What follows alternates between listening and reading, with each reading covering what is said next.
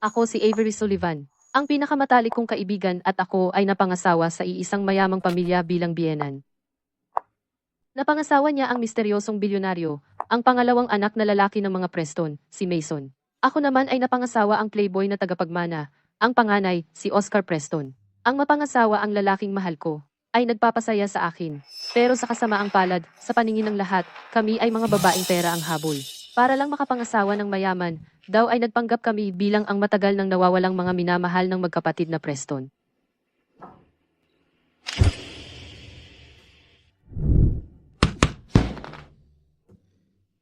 Ilang araw na akong hindi nakakapag-ehersisyo. Nagsisimula ng manigas ang katawan ko. Rachel Griffin, sa suot mong sexy na bunny outfit, hindi ka ba natatakot na makita ka ni Mason? 3 buwan na akong nagpapanggap na isang maginoong babae. Halos hindi ko na nga ako makilala. Hoy, tingnan mo nga ang sarili mo. Isa kang fitness enthusiast, pero araw-araw kang nagpapanggap na mahinang dilag. Naaawa ako sa'yo, pero mas mabuting mag-ingat ka. Si Ginoong Oscar ay napupuot sa mga sinungaling. Narinig ko ang huling taong nagsinungaling sa kanya ay nawala sa karagatang Atlantiko. Ginoong Oscar, Ginoong Mason, nakauwi na po kayo. Ang aga ninyong nakauwi? Tulungan mo akong magbihis. Nasa baba po ang 2 ginang. Wala ka bang profesionalismo?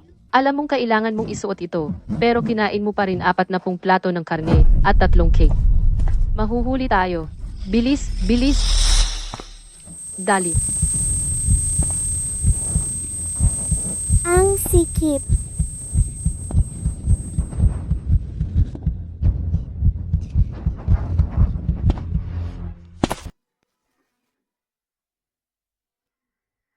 Mason, nandito ka na pala.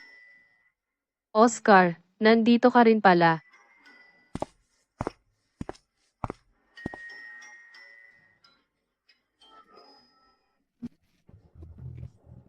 Oscar, Anong ginagawa mo kanina? Bakit ang pawis mo? sabi ng doktor, dapat daw mas mag-ehersisyo ako. Kaya sumunod ako sa yoga video, pero ang hina ko talaga. Ilang minuto pa lang, basa na ako sa pawis. Mabuti naman ang pag-eehersisyo, pero huwag mong pilitin kung hindi mo kaya. Maligo ka na. May handaan tayong pupuntahan mamayang gabi. Buti na lang. Malamang patay ako kung nahuli ako.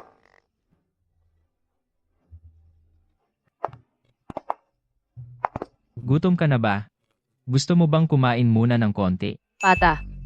Adobong pakpak at liempo. Paborito ko lahat yan. Gusto mo ba? Kukuha ako para sa'yo. Si.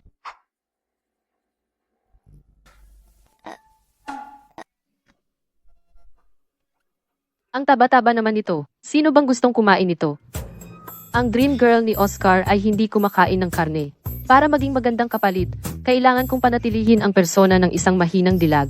Akala ko gusto mong kainin ito. Hindi ka nagsinungaling sa akin. Oscar, paano ako magsisinungaling sa iyo? Dapat alam mo kung ano ang mangyayari.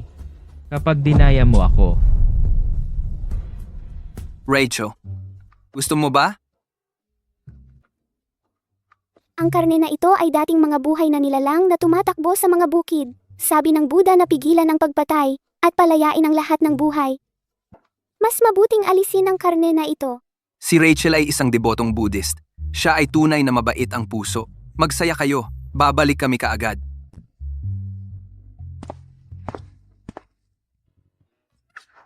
Halos mamatay ako sa takot. Nang makita ko ang masarap na pagkain kanina, muntik na akong magkamali. Kung alam lang ni Oscar na nagpapanggap ako sa buong panahong ito at nagsisinungaling ako sa kanya, tiyak na pagpuputol-putulin niya ako. Salamat sa Diyos. Kung hindi, saan pa ako makakahanap ng ganoong kagandang trabaho? Ang asawa ay gwapo at ang biyenan ay mapagbigay. Ang tanging downside ay hindi ako makakapagkaroon ng tunay na relasyon. Tama ka. Sino ang gugustuhing makipag-date sa isang kapalit? Kayong 2 mga plastic. Kaya pala, narito kayo. Oh, si Ate Karapala. Sino ang ate mo? Ako ang inaanak ng mga Preston. Kayong 2 mga payaso. Anong karapatan mo para tawagin ako niyan? Kung hindi kita tatawaging ate, Matanda na ba ang itatawag ko sa'yo? Ikaw, Hoy, bantayan mo ang imahe mo. Kaya, ano ang gusto mo sa amin? gusto ko lang sabihin sa inyong dalawa na ang tunay na dream girl ay babalik na. Mas mabuting mag-empake kayo ng gamit at umalis na kayo. Anong pinagtatawanan mo? Naalala namin. Yung nakakatawa. Hindi ka namin pinagtatawanan. Putang ina mo. Kayong dalawang hampas lupang mga ulila. Anong karapatan ninyong pagtawanan ako? Mga plastic kayong dalawa. Niloloko ninyo ang mga kapatid na Preston para pakasalan kayo. Hindi ba kayo natatakot na kapag nahayag na, wawakasan na kayo? Avery, punta tayo doon para makalanghap ng sariwang hangin. Teka, hindi pa ako tapos. Akala mo ba pwede kayong umalis? Sinasabi ko sa'yo, kung alam ninyo ang ikabubuti ninyo, umalis kayo sa bahay ng mga Preston. Kung alam mo ang ikabubuti mo, tigilan mo na ang pagpapanggap at umalis ka na. Kung hindi, huwag kang magalit kung maging malupit ako. Ginagaya mo ako. Paulit-ulit mo lang sinasabi yung iilang bagay na yan. Nagsasawa na kaming makinig dahil lang gusto mo si Oscar, pero hindi ka makapag-asawa sa pamilyang Preston, kaya nagdaramdam ka. Hinahamon mo akong pagtawanan? Kara, tama na yan. At ikaw?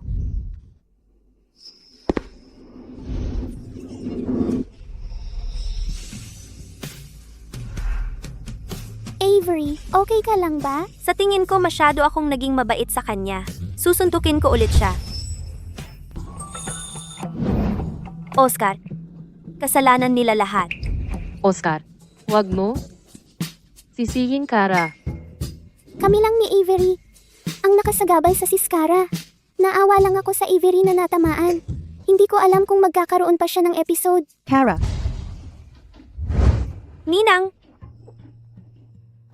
mahal kong Avery. Siguradong masakit talaga. Nanay, okay lang ako. Paano mo nasabi? Namamaga ang mukha mo. Hindi ko alam kung anong sama ng loob niya. Pinagtripan niya kami dahil mga ulila kami. Walang magulang na aasahan. Ipapanalo ko ito para sa inyo. Ninang, Huwag mo akong tawaging ninang. Tatawag ako sa mga magulang mo at ipapakulong kanila. Tignan mo ito. Nasaktan ng anak kong babae dahil sa iyo. Mason, pakisabi mo para sa akin. Anong sasabi? Hindi mo kayang protektahan ang sarili mong asawa. Wala kang kwenta. Naloko kayong dalawa. Babawi ako para sa inyo.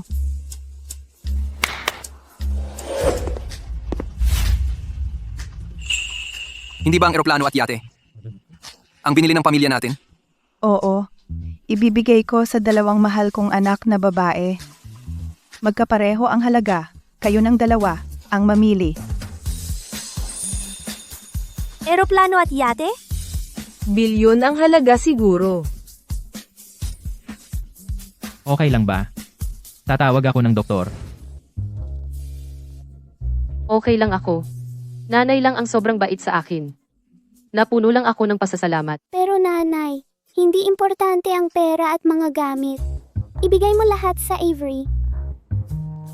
Salamat, Rachel.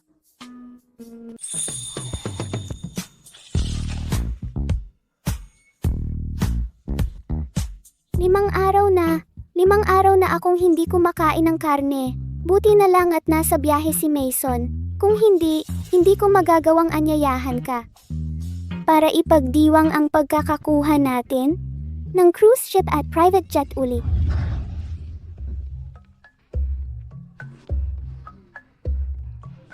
Kailangan ko ring kumain ng marami. Kung hindi lang ako nahihimbing sa gabi. Nawawalan ako ng malay sa gutom. Kumusta naman ang lagay mo at ni kanyang kamahalan ngayon? Narinig ko na binabaliwala ka ng playboy na si kanyang kamahalan. Panghalili lang naman tayo, sa totoo lang.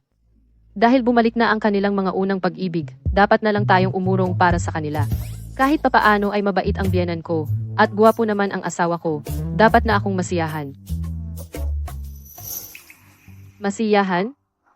Pero, mahal ko si Oscar sa loob ng 8 taon. Sige na, ipasa mo ang bola. Dito, dito.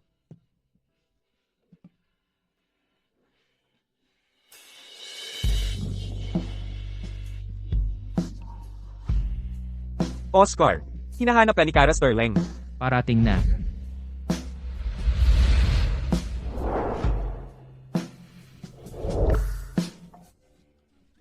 Avery, anong iniisip mo? Kain ka na. Alam mo ba? Ang pianistang si Ruby ay bumalik mula sa Estados Unidos ngayon.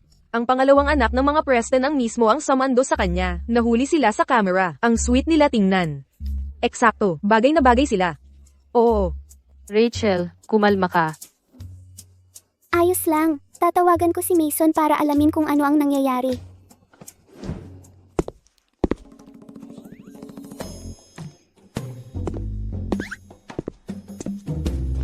Ano ang nangyari, Rachel? Bumalik na ang unang pag-ibig niya. Ayaw na sa akin ni Mason. Gusto kong maghiwalay. Rachel, huwag kang umiyak. Kung maghihiwalay kayo, maghihiwalay din kami.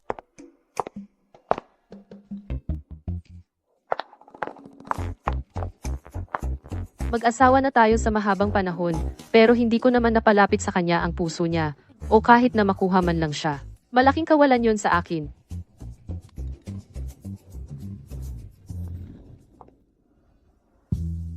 Maghihiwalay din naman tayo, kaya mas mabuting matulog na lang ako sa kanya. Kailangan kong magtagumpay. Anong ginagawa mo? Parang may tinatago. Oscar, hating gabi na. Uminom ka ng gatas. Makakatulong yan para makatulog ka. Ibig mong sabihin, malamig ako sa'yo? Hindi ganoon. Inumin mo na habang mainit-init pa. Malamig na yan mamaya.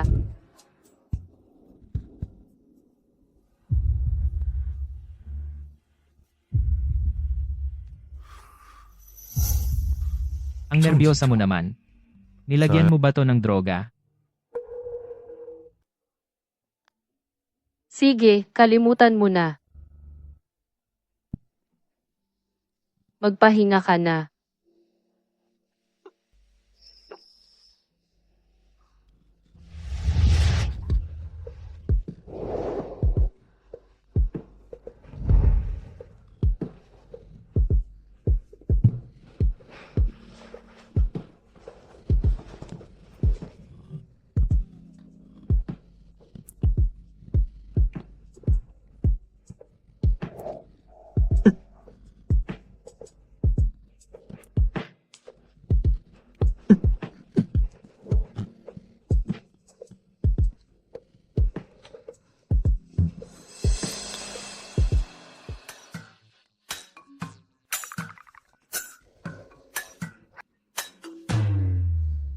Hindi naman siya ganoon kagaling sa kama.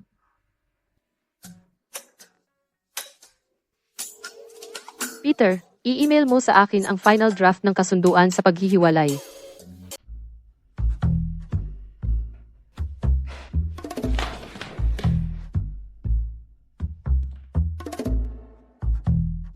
Siguro hindi mo na dapat ituloy ang diborsiyo. Sa tingin ko, mabuti naman siya sa'yo. Pakitang tao lang yan.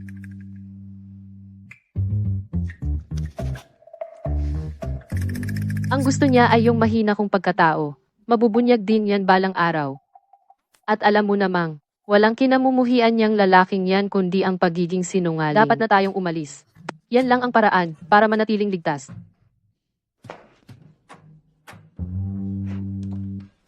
Habang walang tao sa bahay, umalis na tayo ngayon.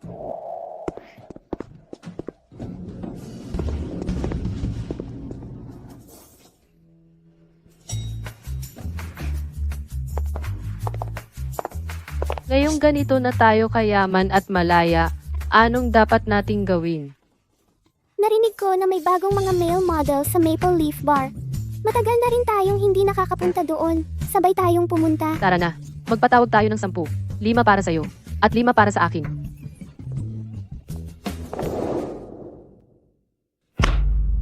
Avery Sullivan, akala mo makakatalik mo lang ako, at tatakas, ang kapal ng mukha mo.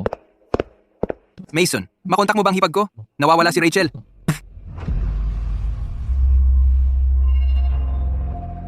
Kaya pala tumakas siya. Mga tao, hanapin niyo siya. Tagay. Ito ang buhay na gusto ko. Kumakain at umiinom ng walang humpay. Itong mga ulo ng kuneho, bigyan mo ako ng 10 pa. Kung nandito si Mason, kailangan kong sabihin. Ang cute-cute ng mga kuneho. Paano mo makakain ang mga kuneho? Ang sarap-sarap ng mga kuneho. Wala akong pakialam kung gaano sila ka-cute. Parating na, parating na. Hello, ate. Hindi masama. Kung ganon, 1, 2, 3, lahat, umupo na. Halika na.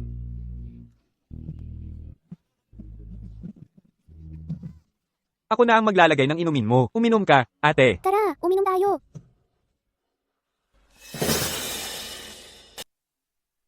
Rachel, talagang pinahirapan mo akong hanapin ka. Mason, tapos na ako dito. Nakuha mo ang katawan ko. At kinuha ko ang pera mo. Quits na tayo. Eksakto.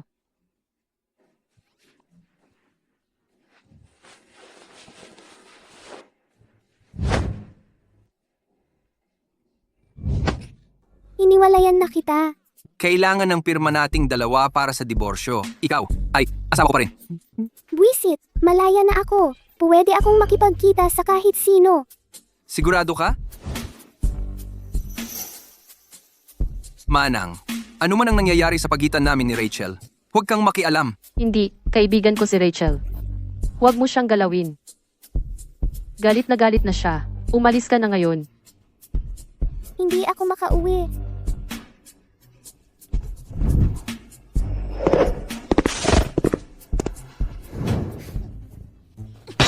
Ito lang ba silang lahat? Hindi pa ito sapat para magpainit.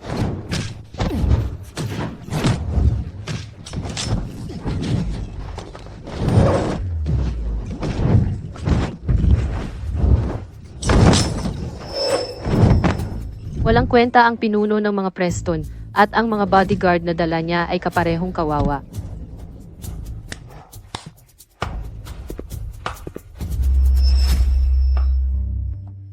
Hindi masama. Avery, ang pagbunot sa puno ng willow, Naku, ang pagkukunwari ko. Nahuli ng harapan. naglakas loob kang magsinungaling sa akin. Nagpapanggap lang ako. Kasi gusto mo ng mga mahina at maselang magaganda, kaya para mapasaya ka, syempre kailangan kong itago ang tunay kong sarili at magpanggap. Kaya pala nagpapanggap ka sa buong panahon? Ang kahinaan ay pagpapanggap lang. Ang pagpapasaya sa akin ay pagpapanggap lang. Kahit ang kasiyahan sa kama ay peke.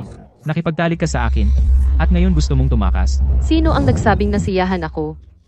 Pangit talaga ang galing mo sa kama.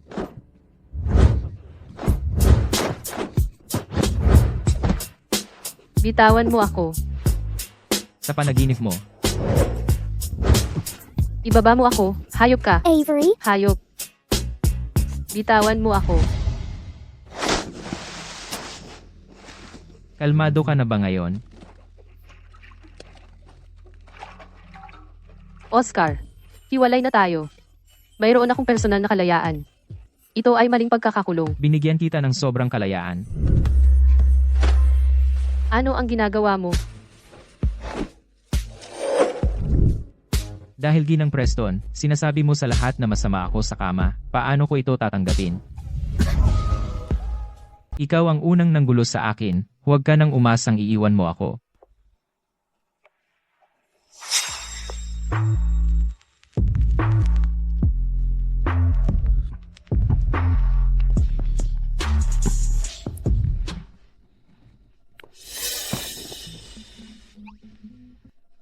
Huwag mong isipin na tatakas ka. Kung hindi, gagawin kong hindi ka na makabangon pa sa kama.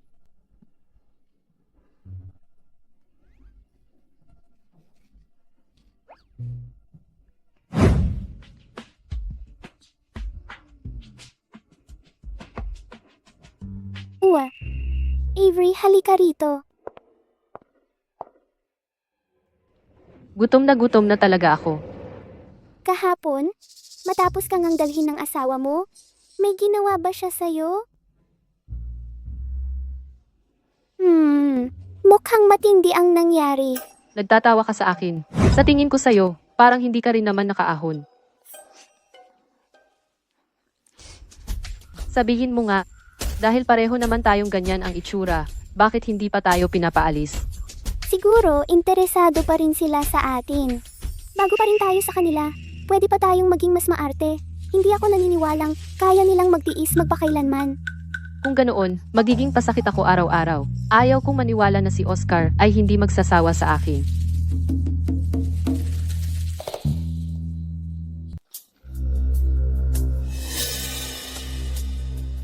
Ay nako, mga anak ko. Nanay, pasensya na. Nagsinungaling kami sa inyo sa buong panahong ito. Hindi kami ang inyong inaakala. Mabuti, mabuti. Ngayon, mas katulad nito.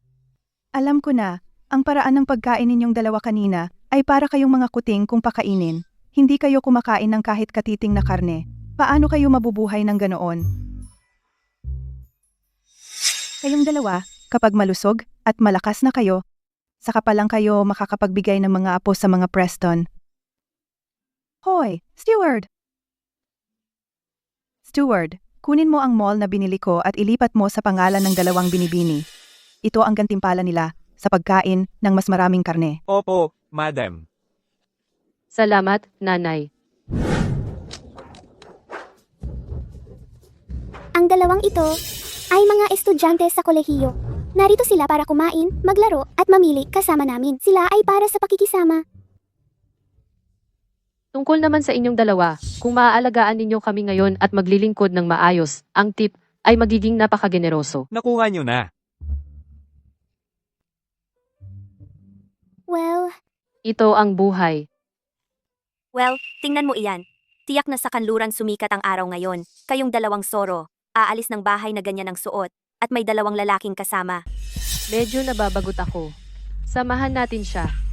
para lang masaya. Ano na naman ang pinagkakaguluhan ninyong dalawa? Wala naman. Kasi lang, maraming bagong haute couture ang shop na ito kakadating lang. Ako naman, bibilhin ko ang mga ito para isuot para kay Oscar. Gusto na gusto ni Oscar kapag magaganda ang suot ko. Kara, siguradong hindi ka rin interesado at gustong makipagkumpetensya sa akin. Hindi ko naman gustong makipagkumpetensya sa iyo. Oo, tama. Bibilhin ko lahat ng nasa store na ito. Halika rito. Gusto ko ang pinakabagong haute couture ng shop mo. Dalhin mo lahat sa akin. Paumanhin, Binibining Whitman. Lahat ng haute couture sa aming shop ay nakareserba na. Bukod pa riyan, ito ay batay sa, personal na, sukat ng mga kliyente, at ipinasadya. Nangangamba ako na hindi namin ito maibibigay sa inyo. Ano ba ang problema mo? Natatakot ka bang hindi kayang bayaran ni Kara? Wala namang masama kung susubukan niya itong isuot. Paumanhin, Binibining Whitman. Ang mga damit ay talagang nakareserba na. Higit pa riyan, kung walang pahintulot ng kliyente, hindi namin magagawa ang desisyong iyon. Bakit mo sila tinitingnan? Paano kayang makakabili ng haute couture ang dalawang hamak na babaeng iyon? Paano kayang makakabili ng haute couture ang dalawang hamak na babaeng iyon? Kawani, kung gusto niyang subukan, hayaan mo siya. Gayunpaman, may mga patakaran sa industriya. Kung bibilhin mo ang nakareserbang haute couture ng iba, kailangan mong magbayad ng 10 beses sa presyo. Kara, may ganoong kalaking pera ka ba? Alam mo ba kung sino si Kara? Siya ang panganay na Binibining Whitman. Inaanak ng mga Preston, at isang socialite ng Riverview. Kahit 10 beses. Kahit 100 beses pa. Kaya naming bayaran iyon. Kawani, malinaw mong narinig siya. Bilisan mo at ibigay mo sa kanya ang mga item. Tandaan mong singilin ang bayad. Huwag mong isiping hindi ko kayang bayaran iyon. Susubukan ko muna ito. Hindi naman ibig sabihin ay kailangan kong bilhin. Hoy, huwag mong pilitin. Mapupunit iyan kung patuloy mong hihilahin. Kara, kung hindi mo maizip, huwag na. Ang bayad sa pinsala ay 10 beses sa presyo. Hindi iyon maliit na halaga.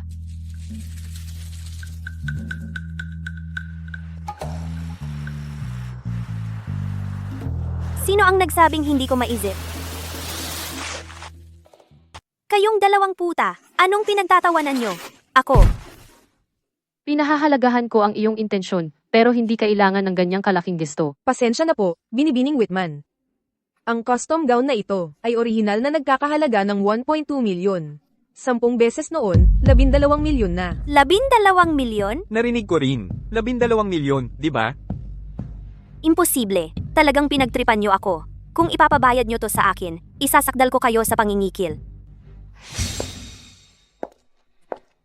Binibining Whitman, ang usapan natin kanina ay naitala lahat ng kamera. Kung susubukan mong umatras, ang footage na ito ay kakalat sa mga socialite sa loob lang ng 5 minuto. Ipilit mong isuot ang custom gown ng iba, at maging ang pag-amin mo na kahit daang beses ang bayad ay hindi mahalaga. May mga saksi sa lahat ng yan.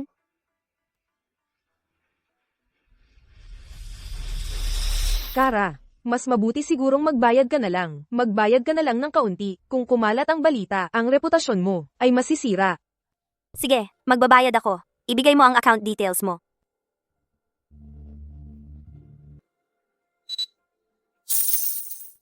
Natanggap ang bayad, 12 milyong dolyar. Pasensya na yan. Nakalimutan kong patayin ang notification. Ikaw pala. Pinagtripan mo ako. Nagbibiro ka yata, binibining Whitman. Hindi kita pinilit na isuot ang custom gown ko. Sinira mo ito, kaya ikaw ang magbabayad. Paano naging panloloko yun? Tawagin niyo rito ang mall manager. Gusto kong makausap ang manager niyo. Ito po mismo, ang bagong general manager namin, Ginang Sullivan, at si Vice President Griffin.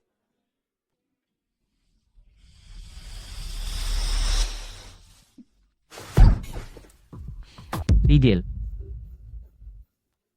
Oscar, tulungan mo ako. Binubuli nila ako. Pinagba-blackmail pa nila ako. At sinaktan nila ako.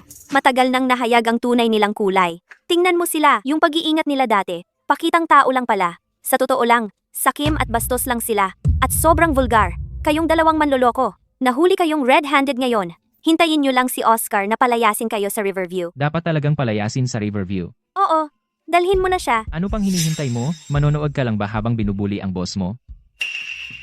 Bakit mo ako hinahawakan? Oscar, sila ang nagsinungaling sa'yo. Sila ang dapat mong hawakan. Oscar!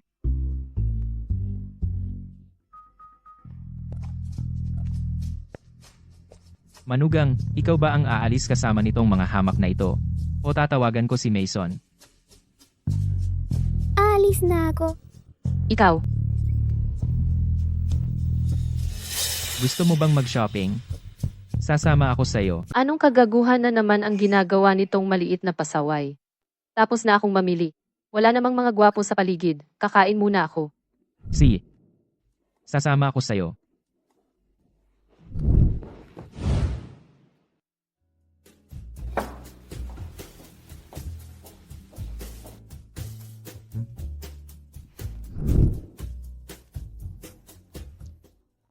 Nagsinungaling ako sa kanya tungkol sa isang napakalaking bagay. Imposibleng hindi siya galit. May masamang balak siya. Tiyak na may malaking plano siya. Naghihintay lang siya na mawala ang pag-iingat ko. Tapos, lilimitahan niya ang kalayaan ko. Ang pangit ng lasa nito. Hindi ko ito kakainin. Sir, tanggalin mo ito. Ang pangit tingnan, nawalan na ako ng gana. Palitan mo. Palitan mo ulit. Wag na, hindi na ako kakain. Nakakainit.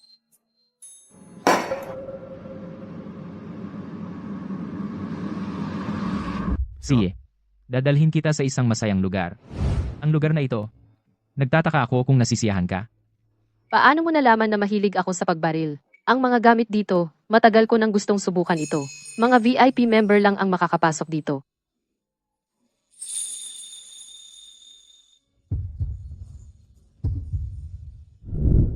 Si Rachel ba ang nagsabi sa'yo? Mag-enjoy ka.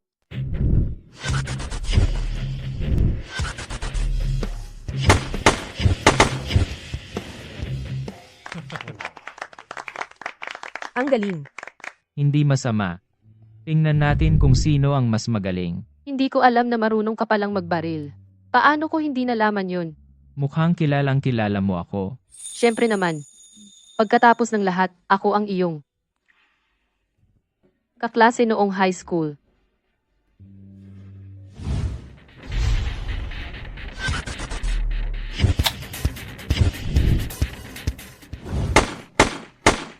Hindi masyadong maganda ang swerte mo ngayon. Tingnan mo yung babaeng katabi niya. Laging tumatama sa bullseye. Hindi mo naman nakalimutan kung paano magbaril, pero ako, pinili mong kalimutan. Mukhang pareho silang magaling. Sino sa tingin mo ang mananalo? Ang babae ang siguradong mananalo. Nakita naman nating lahat kanina. Bawat putok, tiyak na tama. Hindi ako ganoon kasigurado. Sa gwapong lalaki ako pusta.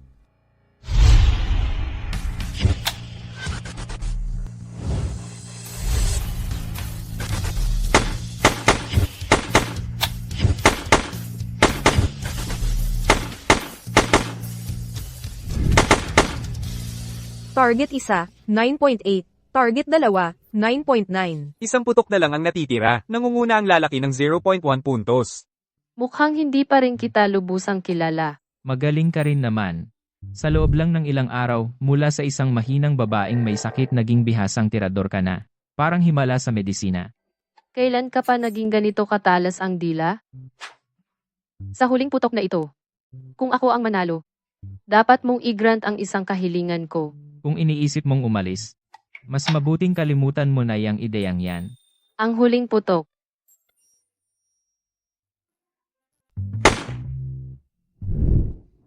Sampu. Ang target mo. Siyam. Tabla, nasisiyahan ka na ba? Sinadya mong ipanalo ako. Alam ko na.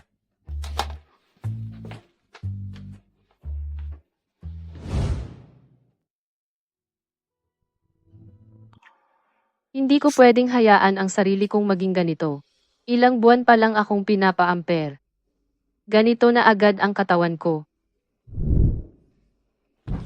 Ikaw, Anong ginagawa mo dito? napakadali mo bang mapahiya?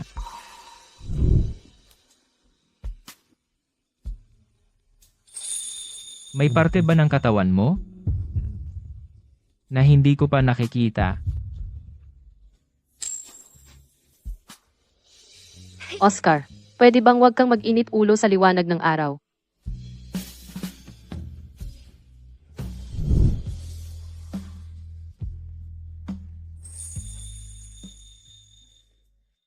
Ganun ka ba kabagot? Ikaw, tama na yan. Si, hayaan mong ipahid ko ang gamot.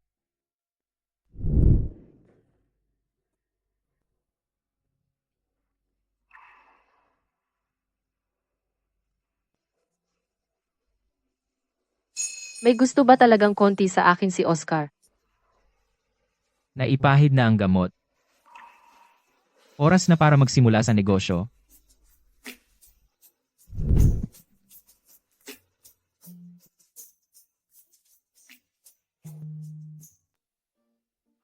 Rachel. Pumunta na sila sa opisina. Eksakto. Araw-araw lalong bumabawas ang gana nila sa trabaho. Akala ko magbabangkarota na ang Preston Group. Dumating na ba yung unang pag-ibig ni Mason para mang-asar sa'yo? Hindi, wala akong nakitang anino niya. Nakakainip na. Jetsko.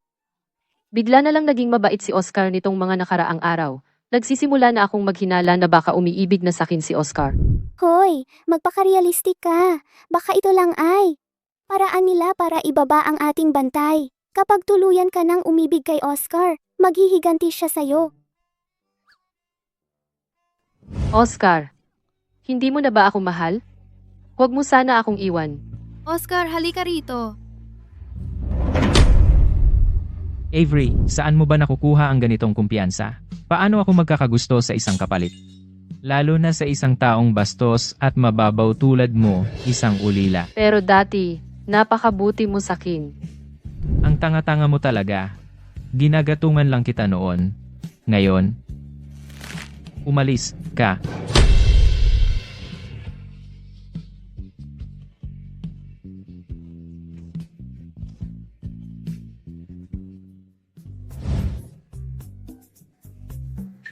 Kailangan kong magising. Teka, hindi ba ito yung personal na pendant ni Mr. Preston? Narinig ko na ito'y alaala mula sa unang pag-ibig ni Mr. Preston, si Cara Sterling. Ang huling taong humawak sa pendant na ito ay pinutulan ng mga kamay at paa. Tapos na tayo? Avery, okay ka lang? Kumpara sa pagkawala ng isang parte ng katawan. Maliit lang itong sugat. Pag-isipan ko muna. Hello. May paraan ba kayong makagawa ng eksaktong kopya ng jade pendant na ito? Kaya namin. Pero, bawat piraso ng jade ay may kanya-kanyang disenyo, kaya baka may kaunting pagkakaiba. At saka, medyo luma na itong pendant, kaya ang bagong gawa ay may ilang pagkakaiba. Okay lang. Gawin nyo lang ang makakaya nyo. Kailangan ko lang itong magamit, pansamantala. Huwag kang mag-alala. Gagawin namin ang lahat ng makakaya namin.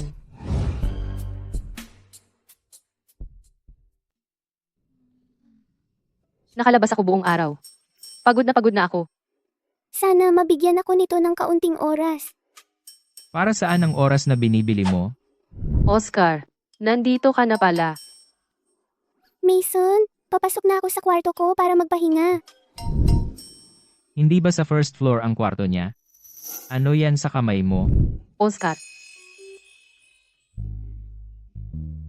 Namili ako buong araw. Pagod na ako.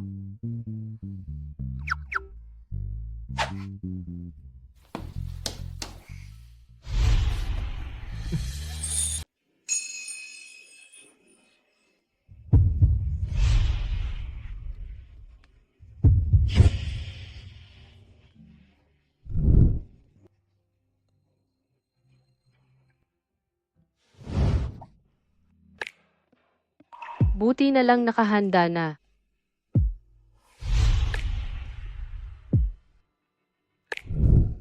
Oscar, medyo gutom na ako. Medyo gutom na rin ako.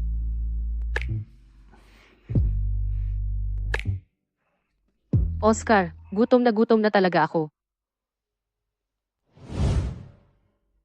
Honey, kumain ka na. Hindi ka ba gutom?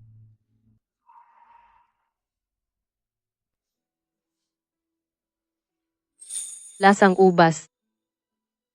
Alam mo, yung unang kagat ko ng cake ay lasang ubas. Naalala mo pa ang lasa ng kinain mong cake noon? Naalala mo ba kung sino ang nagbigay sa'yo? Avery! Ito grape cake para sa'yo.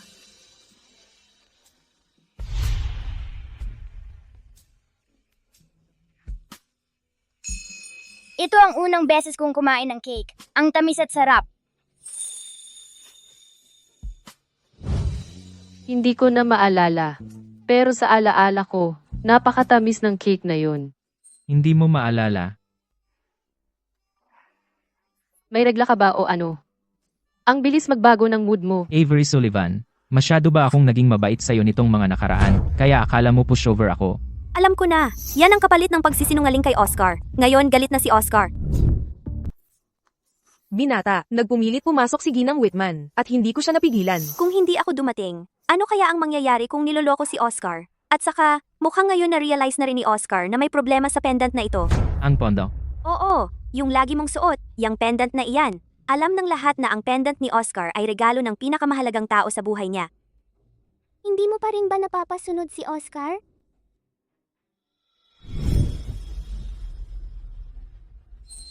Maaari akong magpaliwanag. Magpaliwanag ng ano? Peke ang pendant na ito. Ang totoo ay napalitan na ito ng peke mo. May ebidensya ako. Nakuha ko ito sa kamera. Kara, ano ang ibig mong sabihin?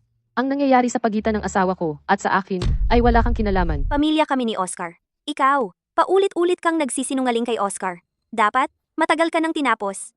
At alam mo ba kung gaano kahalaga itong pendant kay Oscar? Alam mo siguro, di ba? Pagkatapos ngayon, ang iyong katayuan bilang Ginang Preston ay malamang na magtatapos na.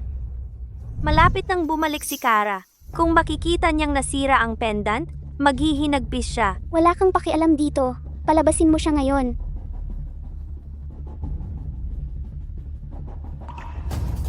Hindi niya hahampasin si Avery, di ba? Hoy, huwag kang padalos-dalos. Pag-usapan na lang natin ito. Hindi niya ako hahampasin, di ba? Makatiis ako ng ilang hampas. Hindi ako natatakot sa harapan. Nag-iisip lang ako kung maapektuhan si Rachel. Pasensya na. Kaya lumapit ka sa akin kanina. Para lang itago ang pendant na ito. Oh. Avery, Hindi sinasadya. Naiwan mo ang pendant sa kama. Naaksidente kong natumba ito sa sahig ngayon. At nasira. Pinagsisikapan kong ayusin ito. Nakaputol pa ako ng kamay. paano ka naging ganito kapabaya?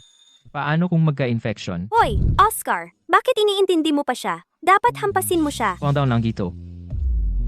Hindi ito kasing importante ng asawa ko. Pero niloko ka niya. Tama ang asawa ko. Ang mga bagay sa amin. Hindi mo dapat pakialaman. Ilabas mo siya. Kapag nakita kita ulit, hindi ako magdadalawang isip na paalisin ang mga Whitman sa Riverview. Ako. Oscar, Alis na rin ako. Malamang, hinahanap ako ni Mason. Mas importante ba talaga ako kaysa sa pendant? Hindi ko pinapansin kung sincere ka o hindi. Hayaan mo lang akong masaya, sandali. Kaya, naalala mo na ba ang pendant na ito? Oo. Ipagtatanggol ko ito hanggang sa huli. Sinungaling.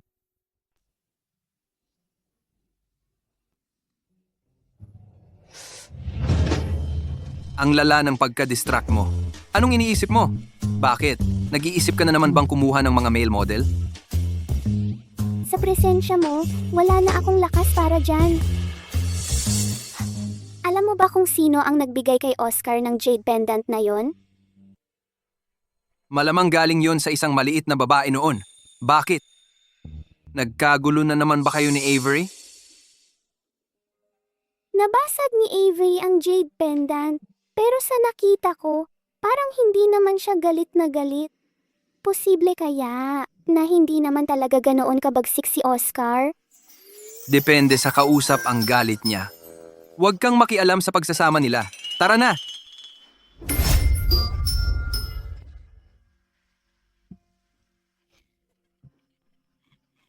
Itinatali mo ako parang baboy. Matagal nang gumaling ang sugat ko. Matagal nang tumigil ang pagdurugo. Sobra-sobra ka namang mag-alala. Iniimbita mo ba ako? Imbitahin ka para saan? Nakita kitang nakangiti ng masaya sa kama. Posible kaya na inaanyayahan mo akong sumama sa'yo?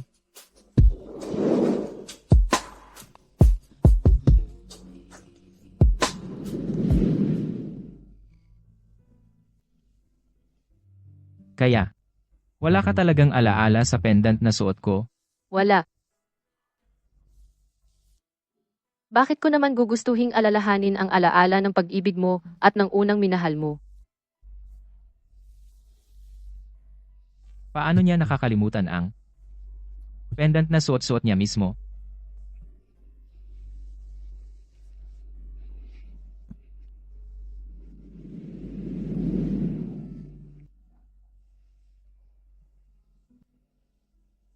Ganito na lang tayo mamuhay. Basta wag mo akong paalisin, mananatili ako. Kahit ako'y kapalit man. O ang tunay. Gusto ko lang manatili sa tabi mo.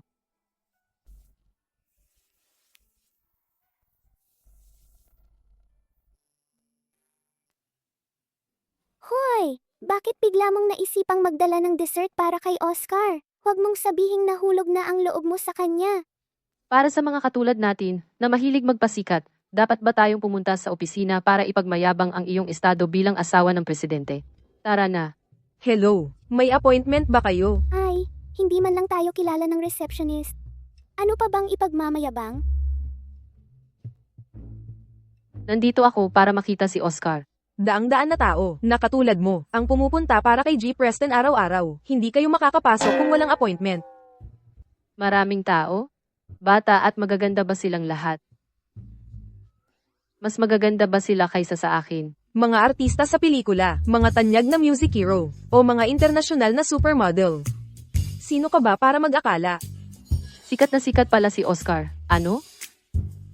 Nakikita ba niya silang lahat? Akala mo ba si G. Preston ay ganoon lang kadali? Kung wala kayong appointment, umalis na kayo. Hindi na namin kailangan ng appointment. Hindi ako katulad nila. Ako ang asawa ni Oscar. Yung lehitimong kasal. Talagang iba ka. Lahat sila ay nag-aangking, kasintahan ni G. Preston, pero ikaw lang ang may lakas ng loob, na magsabing asawa mo siya. Guardia, palayasin niyo ang dalawang manloloko na ito. Hoy, seryoso ako. Ako talaga ang asawa ni Oscar Preston. Kung hindi ka naniniwala, ipapakita ko ang ebidensya. Hoy, Avery, ipakita mo sa kanya ang marriage certificate mo at ni Oscar. Nakita mo ba ito? Isang pribadong litrato ng asawa ko. Hindi mo inaasahan, ano? Payat tingnan kapag nakadamit, pero may maskulado pala sa ilalim. At ako lang ang may karapatang makita ito. Ginoong Preston. Oscar, Mahal, Ang panlasa ng asawa ko ay talagang napaka-espesyal. mahal, siguradong gutom ka na. Espesyal kung ginawa ang mga meriendang ito para subukan mo. Nalason? Anong sinasabi mo? Walang may gusto na mabuhay ka ng napakatagal na magkaroon ng walang hanggang buhay at mabuhay ng 100 taon pa kaysa sa akin. Sa ganoon, may tuloy-tuloy akong pera na magagastos. Tama na. Sundan mo ako. Ginoong Preston, magsisimula na ang meeting. Alis na ako.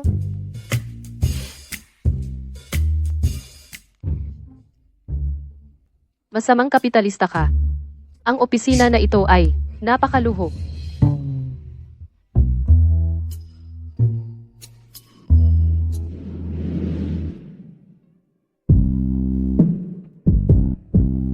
Pinagchitsismisan mo na naman ako. Hindi. Ginawa ko ang mga peanut cookies na ito para sa iyo. Kainin mo habang mainit-init pa. Hindi na masarap kapag lumamig. Hindi ko pwedeng kainin.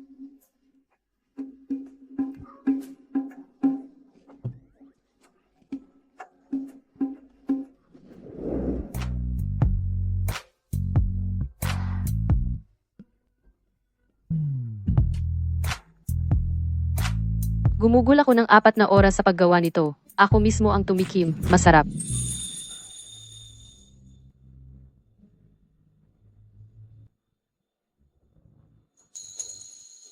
Pasensya na. Nakalimutan kong hindi ka pwedeng kumain ng matatamis.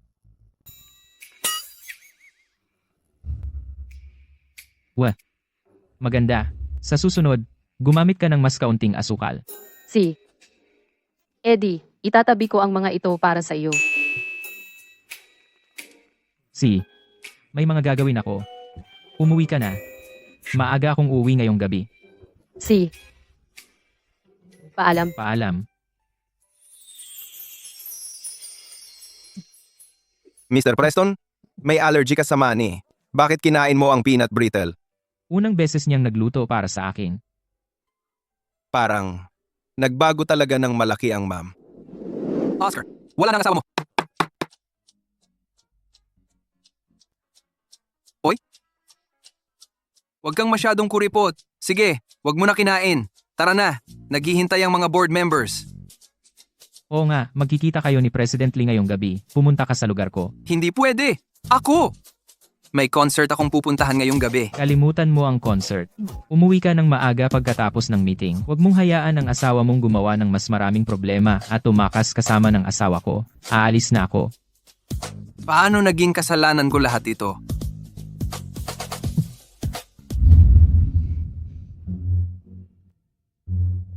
Bihira kang maaga sa bahay ngayong araw. Manood tayo ng movie. Balak kong magrenta ng theater. Pero, mas komportable sa bahay. Sige. Ano ang panonood natin? Narinig kong maganda ang horror movie na ito. Maganda ang atmosphere ng horror movies. Kapag may natakot, pwede lang magtago sa braso ng isa. Nanonood ka ng horror movie? Oh. Hindi ka natatakot? Mabuti naman.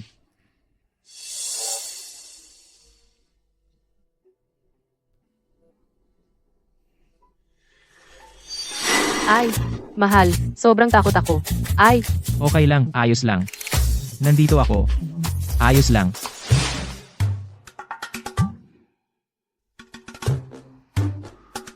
Tulog na siya. Natutulog habang nanonood ng horror. Talagang kakaiba siya.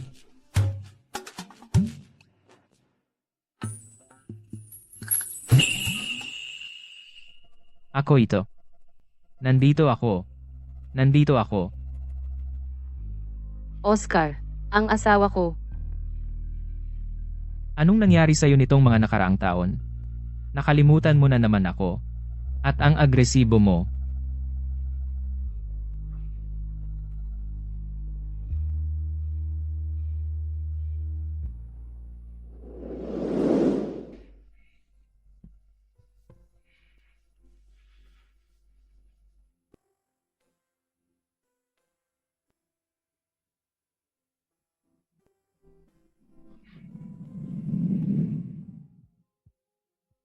Blake Cooper. Yung pagpunta ng asawa ko sa orphanage at ang nangyari dati, kumusta na ang investigasyon? Wala pa po, G. Preston. Gagawin ko ito sa lalong madaling panahon. Mabuti. Oh, siya nga pala, G. Preston. Si Guy N. Enge. Cara Sterling ay sumakay ng eroplano ngayong gabi mula France, papuntang Riverview.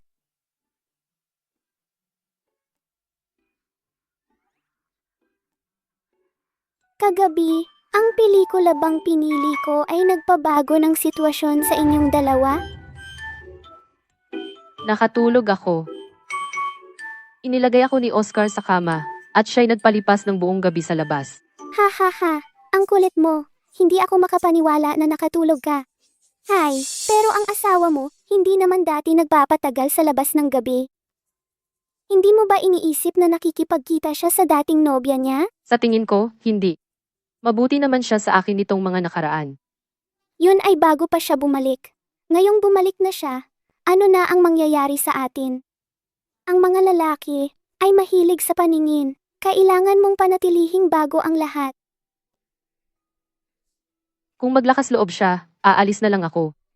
Pagsisihan niya ito at hahabulin niya ako ng napakalayo. Subukan mo ito. Ito ay masyadong nakakabuyo. Ako. Oh, sige na. Para lang ito sa kasiyahan sa kwarto.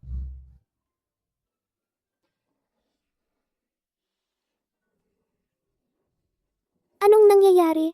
Nahihiya ka ba?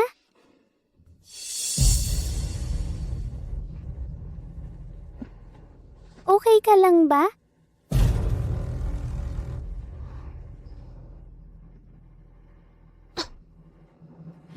May kinain ka bang masama? Ikaw ba'y?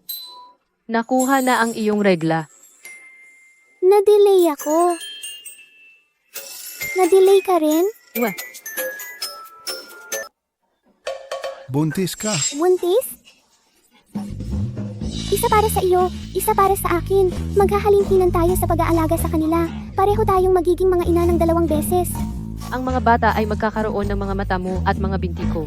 Dapat magmana sila ng mga katangian natin. Darating na ang asawa ko sa airport. Kailangan kong sunduin siya at sabihin sa kanya ang balita. Ang asawa ko ay nasa opisina. Pupunta ako doon ngayon. Dapat kong pag-isipan ng mabuti ang mga kondisyon na dapat ilagay para maging sulit pagkatapos ng hirap ng 10 buwan na pagbubuntis. Alam ko, papapirmahan ko siya ng kasunduan na lahat ng ari-arian ay mapapasa akin. Ma'am, ano ang dahilan ng pagpunta mo rito? Si Mr. Preston ay abala ngayon. Ayos lang. Maghintay ako sa loob. Sandali, pasensya. Hindi ka talaga makakapasok doon ngayon. Blake, may babae ba siyang tinatago doon? Wala. Kung gayon, aalis ako.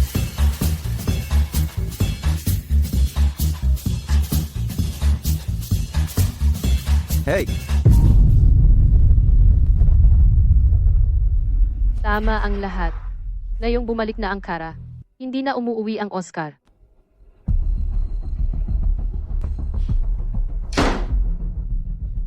ma'am. Huwag mong sasabihin kay Ginoong Preston na nandito ako. Kung hindi, kung mag-away tayo at ako'y tumakas, ikaw ang mananagot. Ako. Sa wakas, ang mga bagay sa pagitan ni na Ginoong Preston at ma'am ay nagsisimula ng bumuti. Ngayon may iba na namang problema. Pasensya na, Oscar. Napakahina ng kalagayan ko. Nawalan lang ako ng balanse sandali. Nakapag-ayos na ako sa ospital, makakahanap agad ng kidney donor. Kailangan mo lang maghintay sa ospital para sa operasyon.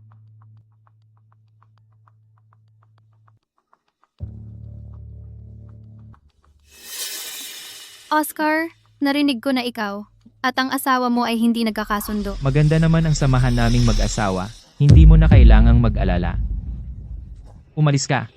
Makipag-ugnayan ka lang kay Blake pagbalik mo. Sige, aalis na ako.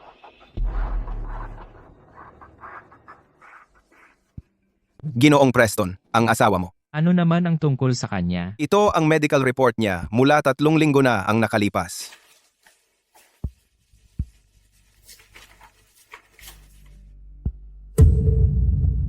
Hirap magkaanak.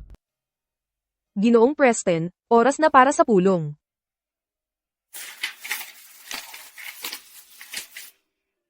Huwag mong sasabihin kay ma'am ang tungkol sa ulat. Oh.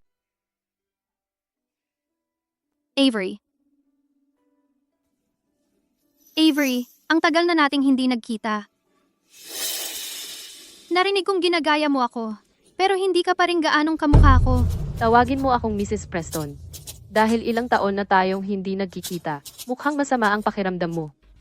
Ang pangit ng itsura mo. Niyakap mo ang asawa ko sa harap ko, at ngayon nandito ka para mangasar. Akala mo ba pushover lang ako? Totoo namang masama ang kalagayan ko. Kaya nga ako bumalik ngayon. Kailangan kong magpa-kidney transplant. Dahil mukhang maayos naman ang kalusugan mo, medyo nababawasan ang konsensya ko. Transplant? Hindi ba sinabi sa'yo ni Oscar? Ikaw ang kidney donor na hinanap ni Oscar para sa akin. Sakto lang natugma ang kidney mo sa akin. Mabait siya. Pinakasalan ka para makabawi. Hindi naman masama ang nakuha mo. Dinala ako ni Oscar kamakailan. Para ba maghanap ng match para kay Kara? Nagpakumpletong physical exam kami. Wala akong magagawa. Ang kalusugan ko ay naging pabigat kay Oscar. Nahadlangan din ito kami ni Oscar. Anyway, ikaw na ngayon ang Mrs. Preston. Oo, ako nga ang Mrs. Preston. Kaya bakit mo naman akalain na maniniwala ako sa sinasabi ng isang katulad mong outsider? Tungkol naman sa donor ng kidney, dapat akong umuwi at tanungin ang asawa ko. Ah? Pasensya na, napaka-energetic ng asawa ko. Ang likod ko ay sobrang masakit, kaya aalis na ako. Paalam.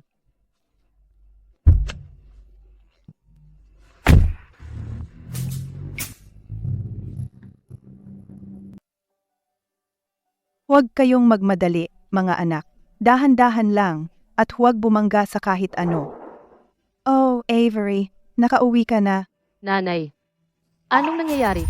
Huwag kang ma-pressure. Hindi ko kayo minamadali na magkaanak. Pwede ninyong gawin ng dahan-dahan. Ayos lang yan. Ganito kasi, si Oscar ay nasa basement, nagpapagawa ng gym. Naisip ko, dahil nagsimula na ang trabaho, mas mabuti ng ating ayusin ang nursery sabay na rin. Makakatipid tayo sa pag-renovate ulit kapag kailangan natin ito sa hinaharap.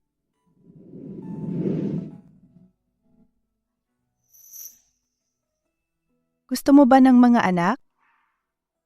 Kailangan ninyong paghirapan yan. Nanay, pupuntahan ko para tingnan ang gym.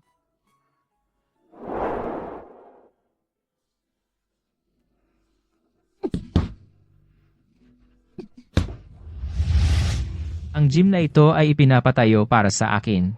Kung gusto mong gamitin ito, tandaan mong magbayad. Hindi ka naman nagkukulang sa pera. Kung ayaw mong magbayad, ayos lang din. Pwede mo akong bayaran sa ibang paraan. Paano?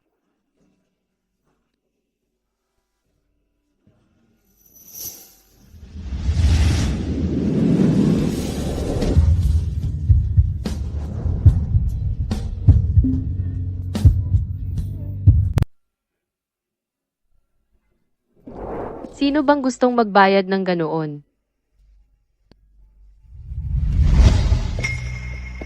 Ano to? Wala? Wala.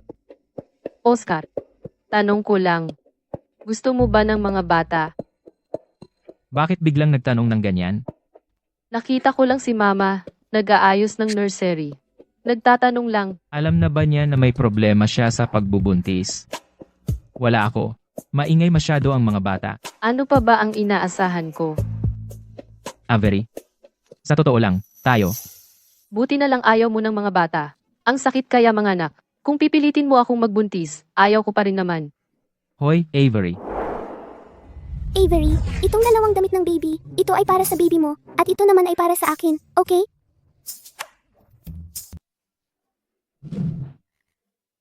Anong baby? Avery, may problema ba sa mata mo? Ang ibig kong sabihin, fur baby. Nagpaplano kaming mag-ampo ni Rachel ng ilang alagang hayop. Anong klaseng hayop? Teka, hindi mo ba sinasabi sa asawa mo ang tungkol sa pagbubuntis? Hindi pa. At hindi ko rin balak. Rachel, kailangan mo akong tulungan na itago ang sekreto ng baby na ito. Ano? Bumalik na si Kara. Bumalik na siya? Pero asawa ka niya, at dinadala mo ang anak niya. Hindi siya maglalakas loob na guluhin ka. Si Oscar ang may gusto na mawala ka para makasama niya ito. Gusto nila ang kidney ko. Huh? Tumahimik ka. Teka, Teka, ano ba ang nangyayari? Hindi muna yan importante ngayon. Ang pinakamahalaga, kailangan kong tumakas. Tumakas? Oo. Traitor si Oscar sa akin. Kaya hindi ako mananatili. Aalis na ako. Sisiguraduhin kong hindi na niya ako muling makikita. Ikaw ang unang umalis sa amin. Hindi ko hahayaang saktan ng sinuman ang anak ko, kahit na ikaw.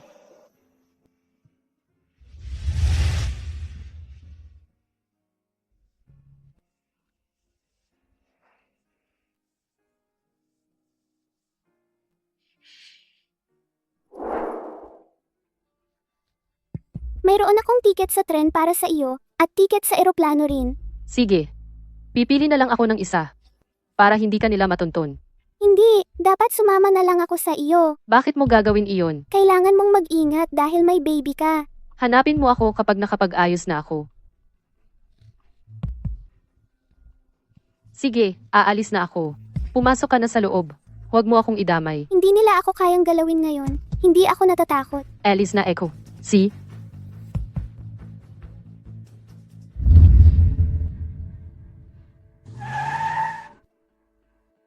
Sir, bakit tayo huminto? Mukhang may hinahanap sila. Pinapahinto ang bawat sasakyan. Sinusuri lahat. Sino ang hinahanap nila? Mayroon tayong breaking news. Naglabas ng emergency missing persons alert ang Preston Group. Lahat ng labasan at pasukan sa Riverview ay sinusuri. Ang hinahanap nila ay yung tumakas na asawa. Masama ito. Hindi ikaw ang hinahanap nila, ano? Hindi ka naman ganoon katanga. Para makipaglaro sa isang CEO, nagpapahirap, para lang manalo ang ibang babae.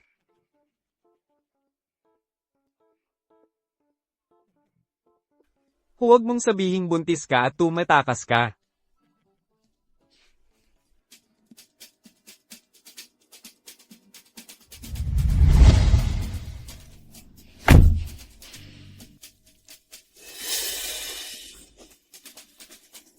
Dapat ba nating salpukin ang tarangkahan at magkaroon ng eksenang Fast and Furious?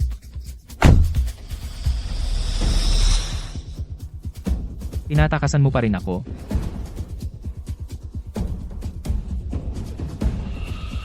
Tumabi ka.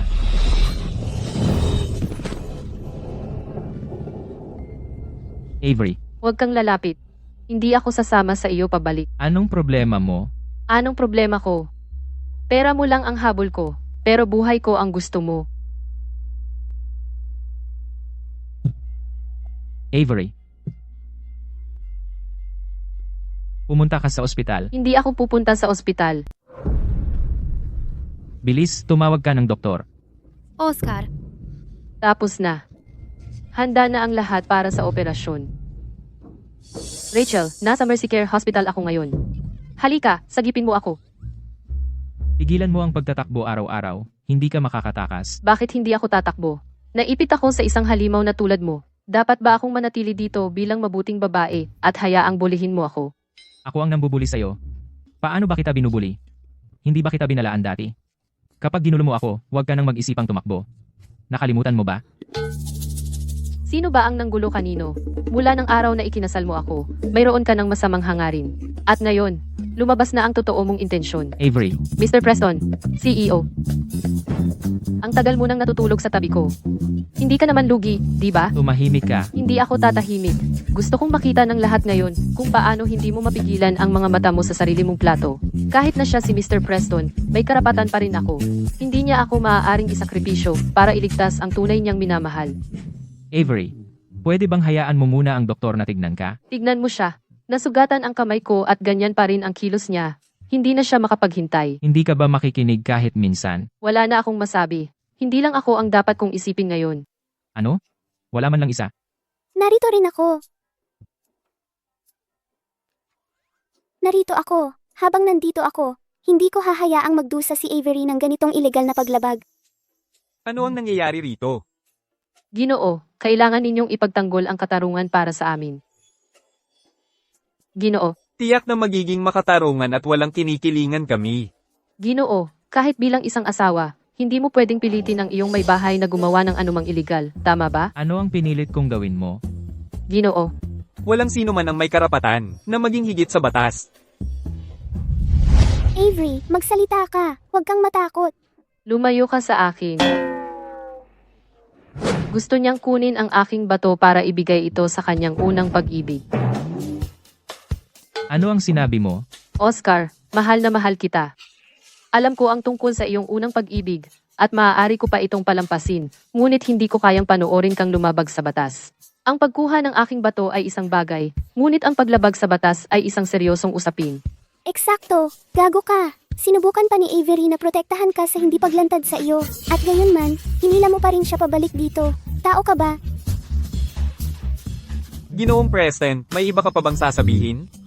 Kailan ko ba sinabi na gagawa ako ng anuman sa iyo? At lahat ng usapang ito tungkol sa unang pag-ibig at mga bato, ito ay talagang katawa-tawa. Ginoo, nagdadahilan pa rin siya. Diretso sa harap mo, sinusubukan niya akong saktan. Dok, hindi ba dapat ay narito ka na? At magbandahe sa kanyang braso. Pumunta ka rito ngayon. Ano ang tinitingnan mo? Bandahan ang sugat? Papunta na. Papunta na. Ano ang nangyayari dito? Nagkamali lang. Gusto ni Mr. Preston na gamutin namin ang maambandahan ang kanyang braso. Wala kami ginawang ilegal. Ikaw, hindi mo kukunin ang kidney ko at ibibigay sa Kara. Ano ang iniisip mo? Kailan ko sinabi na ibibigay mo ang kidney mo? Lahat ay maling pagkakaintindi. Aha. Sir, lahat ay maling pagkakaintindi. Ipapakita ko sa inyo ang daan palabas. Bilang mag-asawa, dapat mas mag-usap kayo. Tara na. Dok, bandahan mo siya. Oo, siyempre. Maging maingat. Tignan mo ang sakit na nararamdaman niya. Siya. Ano ang tungkol sa operasyon ni Kara? Ang ospital ay nag-ayos ng kidney donor, wala itong kinalaman sa akin, at siguradong wala itong kinalaman sa iyo. Huwag kang gumalaw. Kaya lahat ng ginawa ko ay walang saysay. Hindi ako makapaniwala na nagsinungaling siya sa akin. Ako, Ano ba ang tinanong mo sa kanya? noon pa. Bakit ka pumayag na pakasalan ako? Hindi mo masabi. Hayaan mo na ako. Dahil gusto mo lang ng kapalit, ngayong bumalik na si Kara, pumunta ka na sa kanya. Avery, seryoso ka ba? Hindi mo ba nararamdaman kung gaano kita kamahal? Bakit kailangang isali ang ibang tao palagi? Ganoon mo ba siya kamahal? Hindi ko na ba siya pwedeng banggitin ngayon? Tigilan mo ang pagiging unreasonable. Ganito talaga ako. Break up o hiwalayan, ikaw ang bahala. Avery, ano-ano na lang ang sasabihin mo, no? Oscar? Oscar, narinig kong nag-aaway kayo. Huwag na kayong mag-away.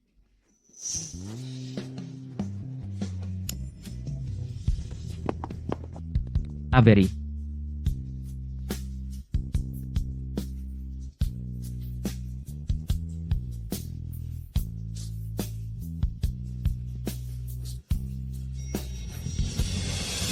Oscar, may operasyon ako mamaya. Medyo natatakot ako. Pwede bang samahan mo ako? Kara, pinagbilinan ako ni Frank na alagaan ka bago siya namatay. Yun lang ang dahilan kung bakit. Hindi kita kinausap nang magkalat ka ng chismis tungkol sa atin noon. Pero tandaan mo ang lugar mo. Kung mangangahas kang guluhin ang asawa ko ulit. Huwag kang umasang magiging mabait pa ako. Bakit siya? Si Avery ay isang ulila lang. Napakadumi ng nakaraan niya. Hindi ako naniniwalang mamahalin mo pa siya kung alam mo.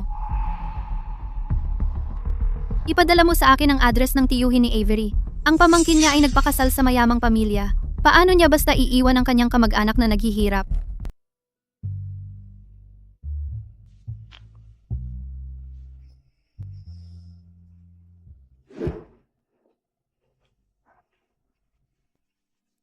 Bakit hindi mo pinatuyo ang buhok mo? Baka magkasakit ka. Ako na ang gagawa. Huwag kang kikilos. Kailangan mo nang bumalik sa ospital para sa bagong benda. Paano naman ang sanggol? Wala nang takasan ngayon. Ni hindi nga gusto ni Oscar Preston ang mga bata. Sasabihin ko ba sa kanya? Nabighani ka ba sa akin? Ano pa ang gusto mong makita? Sa liwanag ng araw. Gago ka.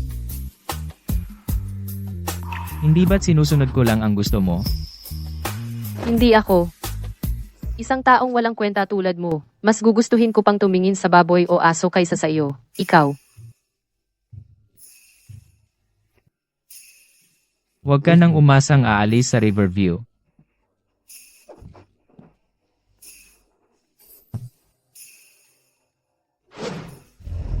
Hoy, Mr. Preston.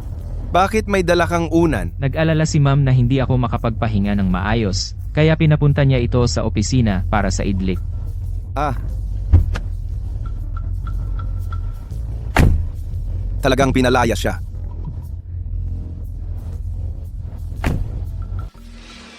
Ito, yung gago na si Avery ay nakapag-asawa pala ng napakaganda. Ikaw ang tiyuhin niya, at ako ang tiya niya. Ilang taon nang wala ang mga magulang niya. Kung hindi tayo ang pagiging mabuti niya, kanino pa? Aha, totoo nga. Ang pondo para sa kasal ng anak natin ay maaasikaso na rin sa wakas. Ayos yan. Tara na, haha. Avery. Ako ang tiya mo. Siya ang tiyuhin mo. Ilang taon lang ang nakalipas. Hindi mo ba kami naaalala? Ako ang tiyuhin mo, Avery.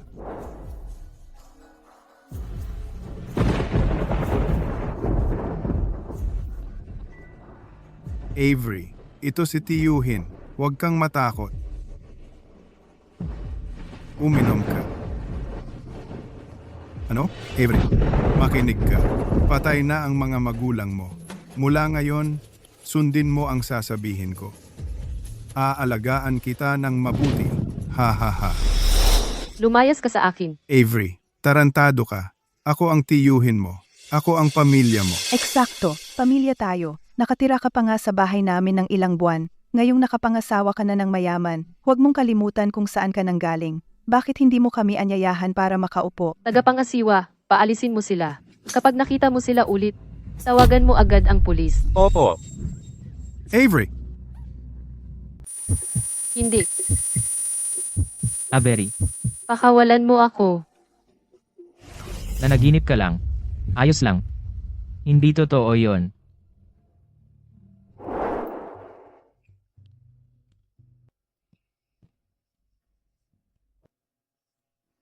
Magandang umaga.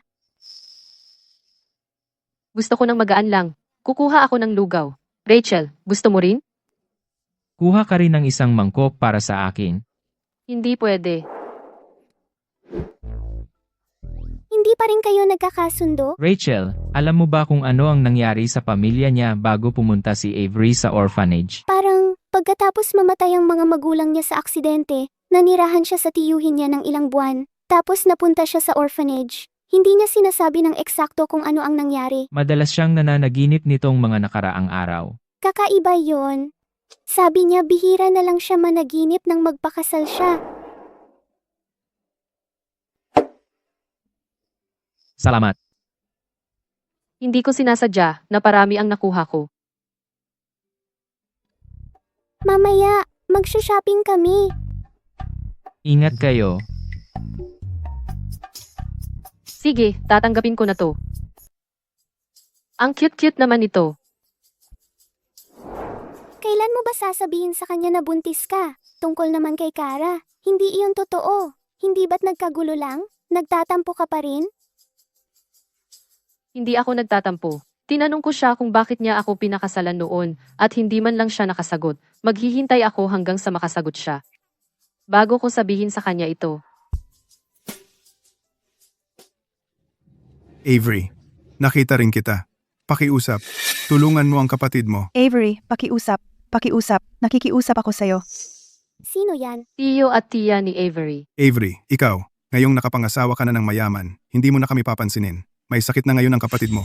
Kailangan niya ng 200,000 para sa operasyon. Kailangan mong tulungan kami. Tama. Avery, magkakamag-anak tayo. Dito ka tumira sa amin nung bata ka. Hindi mo man lang sinabi sa amin na ikakasal ka na. Naiintindihan ko kung nahihiya ka sa aming mahihirap, pero buhay ng kapatid mo ang nakataya. Ituring mo na lang na hiniram mo sa akin. Ituring mo na lang na utang. Ngayong successful na siya, hinahamak na niya ang mahihirap niyang pamag-anak. Ayaw pa niyang magpautang para lang makapagligtas ng buhay. Ang suot niyang damit ay limited edition. Halagang 500,000 yan. Mukha siyang maganda sa labas, pero sa totoo lang, walang utang na loob. Avery, kami. Wala na talaga kaming magawa. Isipin mo na lang, Pagkatapos mawala ng mga magulang mo, kami ang nagpalaki sa'yo. Kailangan mong tulungan kami. Kayo ang nagpalaki sa akin. Nakaluhod na ako sa harap mo. Pakiusap, tulungan mo kami. Hindi ba siya natatakot sa karma? Pinapakiusapan niya ang dalawang matanda. Napakawalang puso. Hindi ba siya nag-aalala na makikita ito ng mga anak niya balang araw? Ano ba ang pinagsasabi mo?